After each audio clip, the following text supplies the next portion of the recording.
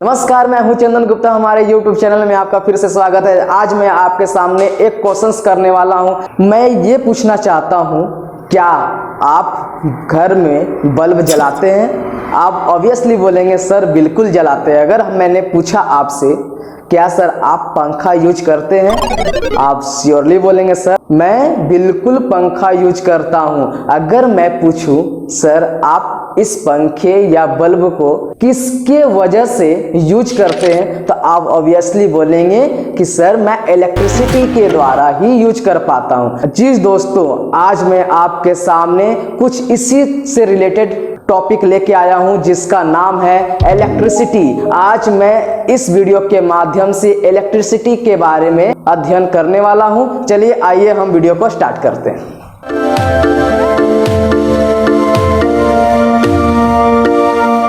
चलिए दोस्तों, अब हम स्टार्ट करते हैं इलेक्ट्रिसिटी। सबसे पहले मैं इस टॉपिक के माध्यम से ये चीज समझ लेता हूं कि इलेक्ट्रिसिटी क्या है। जी, इलेक्ट्रिसिटी को कैसे डिफाइन करें? सबसे इजी भाई, जिसमें चार्ज होता है वो कहलाता है इलेक्ट्रिसिटी, यानी it is the presence of charge. इसे कह सकते हैं it is presence of charge. अब बच्चों, ये चार्ज एक टर्म आया कि भाई चार्ज क्या है। आइए अब हम चार्ज को डिफाइन करते हैं। Charge it is the property of atom. भाई चार्ज क्या है? तो आपको पता है कोई भी एलिमेंट्स एटम से मिलकर बना होता है। तो कुछ इसी प्रकार से भाई जो भी हमारा ये भी एक एलिमेंट्स है, तो इसलिए ये क्या बोल सकते हैं कि ये प्रॉपर्टी है किसका? तो एटम का। इसलिए हम कह सकते हैं it is the property of atom. ठीक है। दूसरा बात आती है, it may be positive and negative. ये क्या हो सकता है? पॉजिटिव भी हो सकता है और नेगेटिव भी हो सकता है। ठीक है।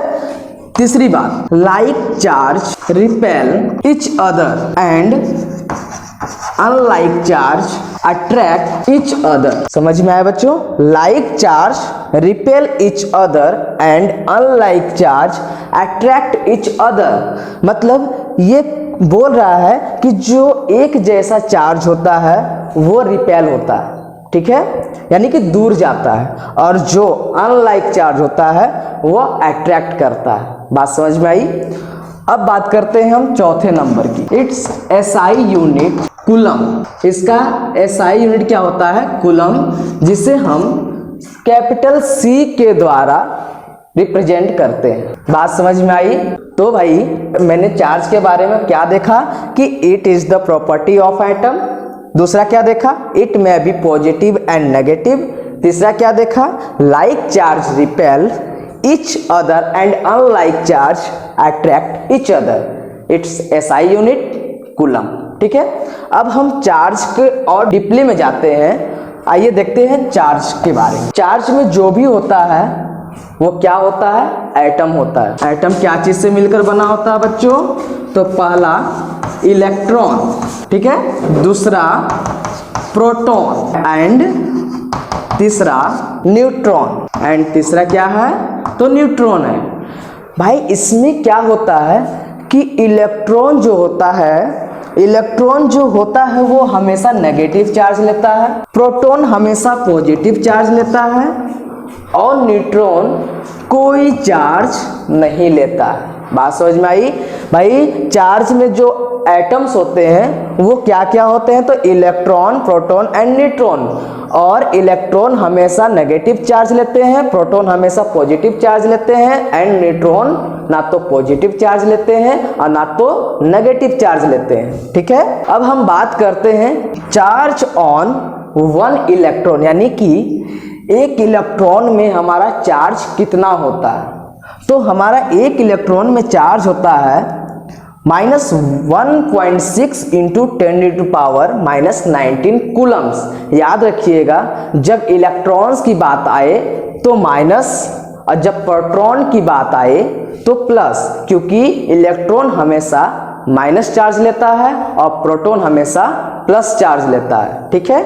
अब हम बात करते हैं number of electron in 1 coulomb of charge, मतलब 1 कूलम चार्ज में कितना इलेक्ट्रॉन होता है।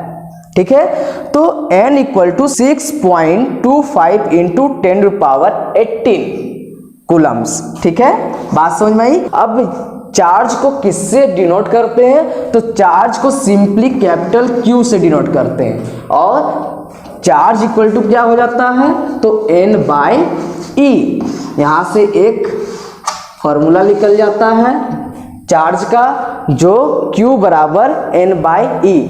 Q क्या है, तो चार्ज है, N क्या है, तो नंबर ऑफ इलेक्ट्रॉन्स, E क्या है, तो E हमारा है चार्ज ऑफ इलेक्ट्रॉन, E हमारा क्या है, चार्ज ऑफ 1 इलेक्ट्रॉन। बात समझ में आई। ठीक है, अब आगे चल। अब मैं आपको एक चीज बता देता हूं, 6.25 इंटू 10⁻18 कूलम, जो 1 कूलम चार्ज में कितना इलेक्ट्रॉन होता है, तो 6.25 इंटू 10⁻18 कूलम्स होता है, जो कि हमारा NCERT में दिया गया। तो मैंने बताया Q इक्वल टू N/E, और मैं इसका जब कैलकुलेशंस करूंगा तो हमारा जो चार्ज का वैल्यू आता है वो आता है 6 इंटू 10⁻18 कूलम्स। ठीक है, ये क्या है, तो ये अप्रोक्स है, अप्रोक्स वैल्यू है, यानी कि ये लगभग है, लेकिन हमारा जो एग्जैक्ट वैल्यू होता है वो कितना होता है, 6.25 इंटू 10⁻18 कूलम। बात समझ में आई। चलिए अब आगे देखते हैं। अब इलेक्ट्रिसिटी के बारे में पढ़, मैंने चार्ज को डिफाइन कर चुका है, चार्ज आपको समझा चुका हूं। अब इलेक्ट्रिसिटी के बारे में आइए जानते हैं। अब जानते हैं इलेक्ट्रिसिटी के बारे में। इलेक्ट्रिसिटी एक्चुअल 2 पार्ट में डिवाइड है। पहला होता है स्टैटिक्स इलेक्ट्रिसिटी और दूसरा होता है आपका करंट इलेक्ट्रिसिटी। और हमारा क्लास 10th में करंट इलेक्ट्रिसिटी के बारे में पढ़ना है। आइए हम पहले ये समझ लेते हैं कि स्टैटिक्स इलेक्ट्रिसिटी क्या होता है। स्टैटिक्स इलेक्ट्रिसिटी जिसमें चार्ज रेस्ट होता है, यानी कि जिसमें चार्ज मूव नहीं होता है, वो कहलाता है स्टैटिक इलेक्ट्रिसिटी। जैसे एक उदाहरण लेते हैं, एक मान लिया जाए प्लास्टिक का मैं कंघी ले लेता हूं और कंघी को पूरा रगड़ता हूं अपने बाल में, तो उसमें नेगेटिव और पॉजिटिव आयंस जो होते हैं वो क्या होते हैं, कोई ना कोई आयंस चार्ज हो जाते हैं रगड़ने से। वो क्या होता है, जब मैं एक कागज का टुकड़ा लेता हूं छोटा सा, तो वो कंघी को अपने ये कागज के सामने जब लाता हूं तो ये होता क्या है, ये कागज अट्रैक्ट करता है। जो कंघी होता है वो क्या करता है, कागज को अट्रैक्ट करता है। क्यों, क्योंकि हमारा जो चार्ज, जैसे ये कंघी है प्लास्टिक का और यहाँ कागज का छोटा सा टुकड़ा है, यहाँ पर पॉजिटिव नेगेटिव चार्ज कुछ भी है, मान लिया ये चार्ज क्या हुआ, रगड़ने से क्या हुआ, हमारा चार्ज हो गया। और ये जो हमारा कोई जो भी या नेगेटिव चार्ज या पॉजिटिव चार्ज, जो कोई भी चार्ज हो जाता है, उसके बाद ये कागज को जब सामने लाते हैं तो यहाँ से मान लिया जाए, मैंने आपको पहले ही बताया था कि पॉजिटिव और पॉजिटिव एक दूसरे को रिपेल करता है। ठीक है, पॉजिटिव और नेगेटिव एक दूसरे को अट्रैक्ट करता है। मान लिया जाए यहाँ पर पॉजिटिव चार्ज था और जो कि हमारा ये क्या हुआ, घर्षण के कारण ये चार्ज हो गया।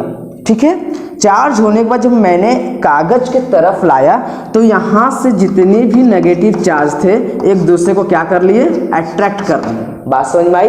इसे कहते हैं हम स्टैटिक्स इलेक्ट्रिसिटी, यानी कि यहाँ पर क्या चार्ज रेस्ट होता है। ठीक है, अब हम जो मुझे क्लास 10 में पढ़ना है उसका नाम क्या है, तो करंट इलेक्ट्रिसिटी। आइए हम करंट इलेक्ट्रिसिटी के बारे में जानते हैं। करंट इलेक्ट्रिसिटी जिसमें हमारा चार्ज क्या हो, फ्लो हो, यानी कि जिसमें हमारा चार्ज फ्लो होता है वो कहलाता है करंट इलेक्ट्रिसिटी। ठीक है, मान लिया जाए कोई भी हम मेटलिक वायर को ले लें, जो मेटलिक वायर होते हैं उसमें चार्ज फ्लो होते हैं। मेटल्स के साथ साथ आपका इलेक्ट्रोस्टैटिक्स भी हो सकता है, एलॉयज भी हो सकता है, बहुत तरह के हो सकते हैं जिसमें आपका चार्ज फ्लो करता है। लेकिन हमारा जो 10th में पढ़ना है वो मेटलिक वायर के बारे में पढ़ना है, यानी मेटलिक की चीजें को पढ़ना है, इसलिए हम यहाँ पर क्या लिए, मेटलिक वायर लिए। ठीक है, मैंने करंट इलेक्ट्रिसिटी को समझ लिया कि भाई जिसमें चार्ज मूव होता है वो कहलाता है हमारा करंट इलेक्ट्रिसिटी। ठीक है, इलेक्ट्रिसिटी से पहले आती है हमारा करंट। अब इसके बारे में जान लेते हैं कि करंट क्या है। It is flow of charge per unit time, यानी कि पर यूनिट टाइम में हमारा जो चार्ज कितना फ्लो हो रहा है उसे हम कहते हैं करंट। इसलिए करंट इक्वल टू क्या हो जाएगा हमारा, चार्ज बाय टाइम। यहां से एक फॉर्मूला निकल के आ गया, करंट इक्वल टू चार्ज बटा टाइम। ठीक है, चार्ज को Q से डिनोट करते हैं, टाइम को T से डिनोट करते हैं। ठीक है, और करंट को किससे डिनोट करेंगे हम, I से, इसलिए I इक्वल टू क्या हो जाएगा, Q बाय T। एक हमारा फॉर्मूला निकल गया, I equal to Q by T, यानी कि पर यूनिट चार्ज में, पर यूनिट टाइम में हमारा कितना चार्ज फ्लो होता है वो दर्शाता है करंट। ठीक है, बात समझ में आई। ठीक है, अब आगे चलते हैं। अब हम बात करते हैं करंट का SI यूनिट का। करंट का SI यूनिट हो जाता है हमारा एम्पियर, जिसे हम A से डिनोट करते हैं। ठीक है, इसका जो करंट का जो मेजर होता है किसके द्वारा किया जाता है, तो एमीटर के द्वारा होता है। जो एमीटर कुछ इस रूप में लिखते हैं, ये होता है पॉजिटिव, ये होता है नेगेटिव। इसमें एक खास बात यह है एमीटर में कि एमीटर जो जोड़ा जाता है वो हमेशा सीरीज में जोड़ा जाता है। ठीक है, करंट का SI मात्रक मैंने क्या बताया, एमीटर होता है, जिसे कैपिटल A से डिनोट किया जाता है, और जिसके द्वारा करंट मेजर किया जाता है वो होता है हमारा एमीटर, जिसे इस रूप में लिखते हैं, और यह हमेशा और हमेशा सीरीज में जोड़ा जाता है। ठीक है, बात समझ में आई। ये रहा हमारा आज का वीडियो, और मैं नेक्स्ट वीडियो में आपको ये बताऊंगा जो हमारा लास्ट टर्म आया था एमीटर, एमीटर क्या होता है, और आगे भी चर्चाएं करूंगा। तब तक के लिए धन्यवाद।